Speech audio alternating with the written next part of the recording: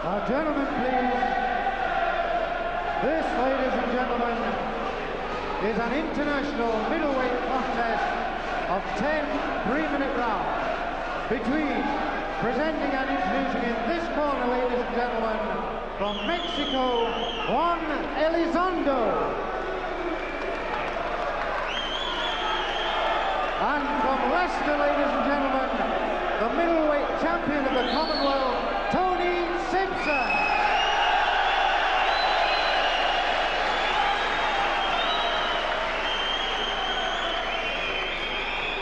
At the weigh-in at 1 o'clock today, Elizondo scaled 11 stones 5.5 pounds, Sibson 11 stones 6.75 pounds. The referee for this contest, Mr. Harry Gibbs. The timekeeper, Mr. Ray Rice. So Harry Gibbs then just giving them the rundown from his last year of refereeing.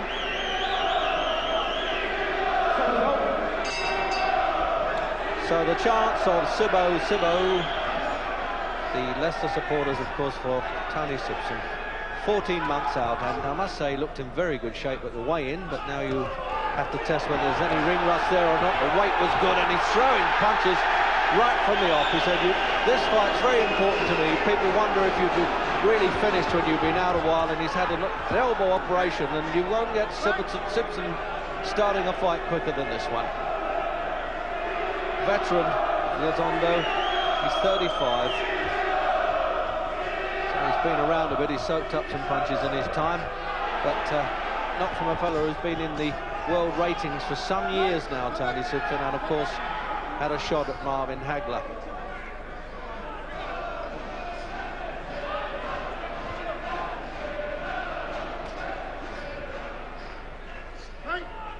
So there you are, he came out, Sibson, and more or less let the Mexican know who was going to be the governor. And the chats we've been having with him lately, I've never really known him in a more relaxed state of mind, Sibson, more determined. Doubling him up beautifully, the left hooks. I haven't seen him start like this for a while, Jim. Even when he fought Mark Kaler, he hung around a little bit. No, nothing wrong with his timing. Considering the time he's been out of the ring, his left hooks are getting home all the time. The power's there, the timing's there. This is a great start from Sibson.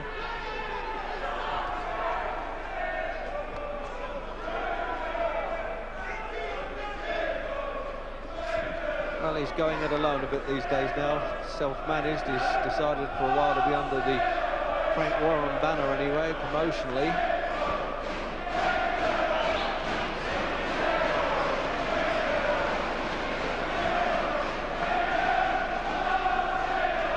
Time Elizondo has been around, I've seen in Europe, he was beaten in the first round by Nino La Rocca. That was in Monte Carlo, but La Rocca also had a world title shot with Curry.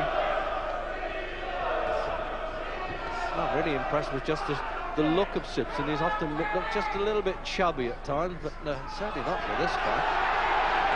He's not a veteran in an age sense, 27. You could hardly write a fighter off at that age.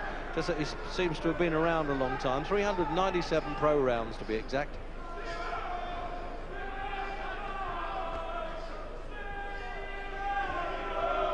Well, the Mexican at least has survived that very early flurry there, and there were some good shots coming in from Sibson.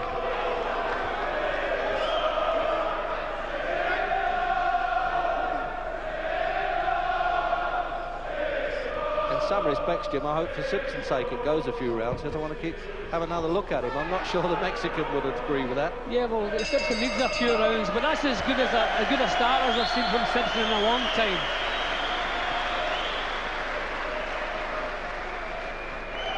So there you are, there's the rundown. As I was saying, it's only 27, and those 5 losses, had a couple of disputed ones among those, but they've always been in good company. Don Lee, Marvin Hagler, Kevin Finnegan, of course, an old campaigner.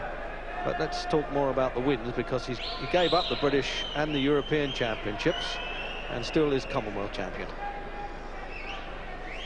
Here's Juan Elizondo, and been around 50 fights, obviously, and first time around this part of the world anyway. He's ploughing his money, he says, into a restaurant at home, and has been a Mexican champion, and he made 8 defences. Well, full marks to him. He survived that round well. Seconds out, round 2.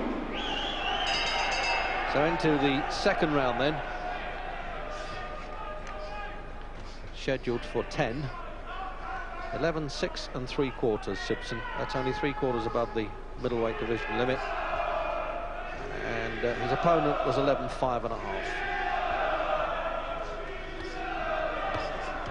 Oh, a good left hook that was. And if you don't believe me, you can ask this fella. He wound that up well. And it looks as though he's going to be counted out on his feet. No, he's having another look at him. Gibson has allowed Sibson to come back in. And again, the left hook.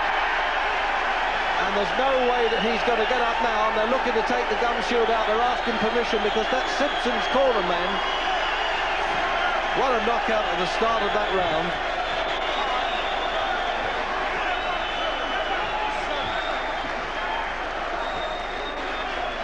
So I make that about 45 seconds into the round, Jim. What a finish.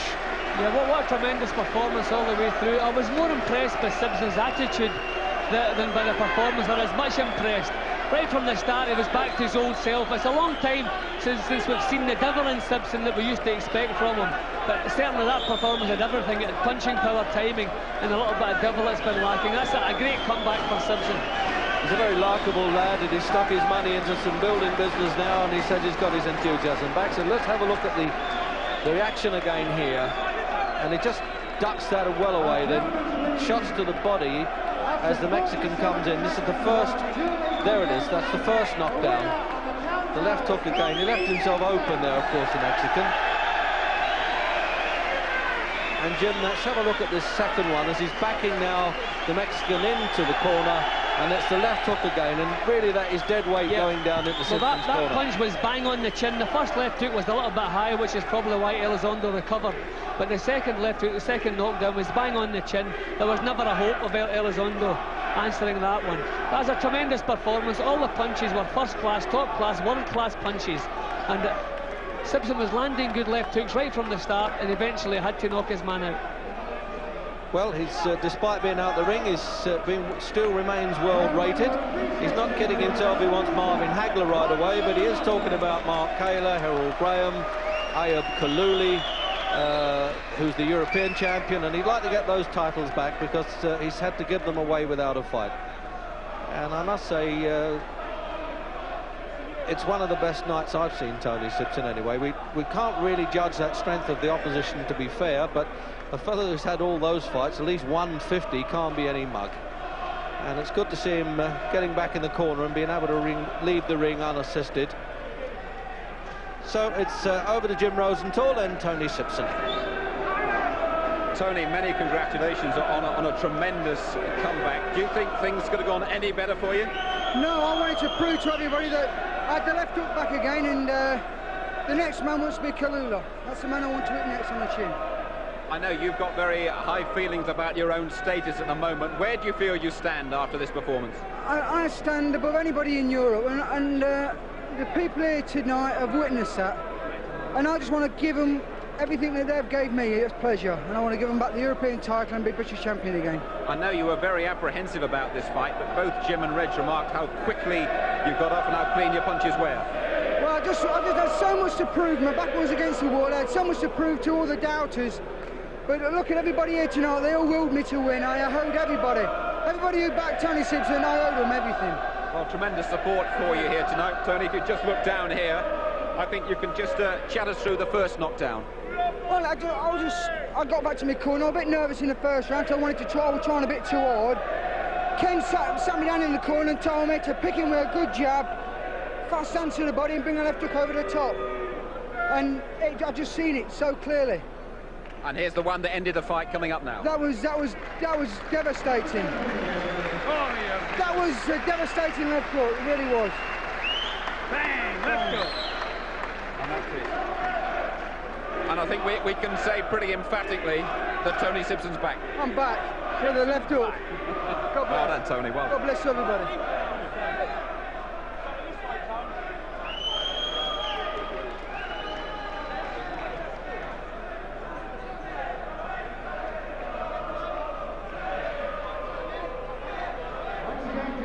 Tremendous winner, Tony Sibson.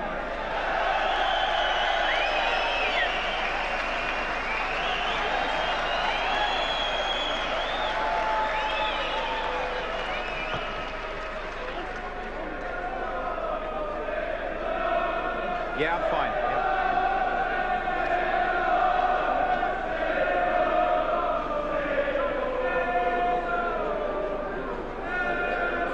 Now, Frank, Tony Sibson has made a tremendous comeback here tonight. What are your plans for him for the rest of 86? He's boxing for the European title he's boxing for the Commonwealth title in February. On February 26th, he's due to meet Ayub Kaluli, who has signed a contract for that fight. So Tony will defend his Commonwealth title against Ayub Kaluli. There are one or two politics obviously involved before that happens. Not from mine. I've got a contract. It's signed by Mogan Pally, who is the manager of Ayub Kaluli. And I understand he has signed no contract for a European title fight because he hasn't received them. And in my contract there is a clause, and the clause states that Kaluli cannot box within 28 days of the date we have for the fight, and he cannot box on the 5th of February. If he does box, I will put an injunction into the show. I will put an injunction in against Mogan Pally for